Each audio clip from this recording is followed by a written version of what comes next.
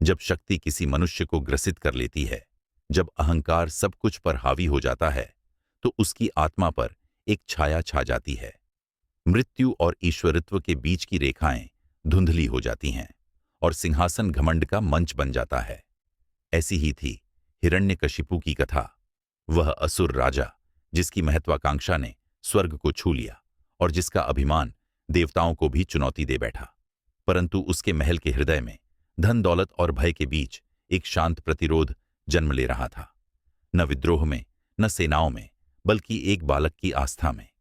प्रहलाद, राजा का अपना पुत्र, अडिग खड़ा रहा। उसके हाथ प्रार्थना में जुड़े थे।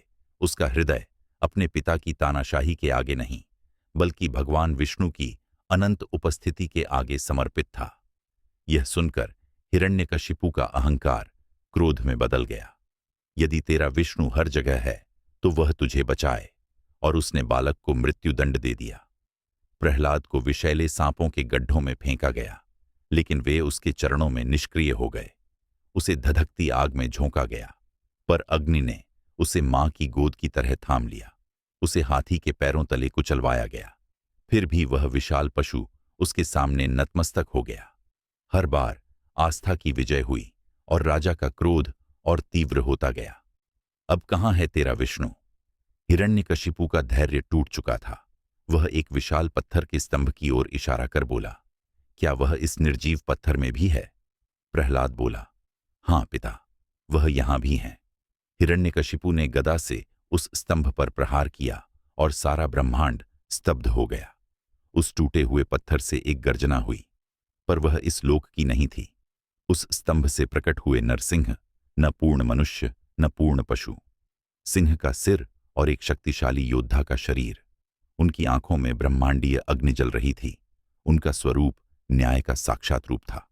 नरसिंह ने हिरण्यकशिपु को पकड़ लिया और एक ऐसे क्षण में जो सृष्टि के नियमों को भी लांघ गया, उसका वरदान निष्फल हो गया। संध्याकाल, न दिन न रात, द्वार की दहली पर न भीतर न बाहर, नरसिंह की गोद में न पृथ्वी न आकाश, और उनके नखों से न शस्त्र न औजार। प्रहलाद, वह बालक जिसकी आस्था ने ब्रह्मांड को झुका दिया था, फोल्डेड हैंड्स में उनके समक्ष खड़ा था।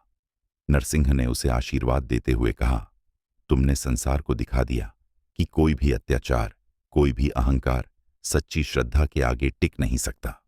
और इस प्रकार नरसिंह और प्रहलाद की कथा एक शाश्वत संदेश बन गई कि सबसे शक्तिशाली भी एक निर्दोष और अडिग आस्था के आगे झुक जाते हैं।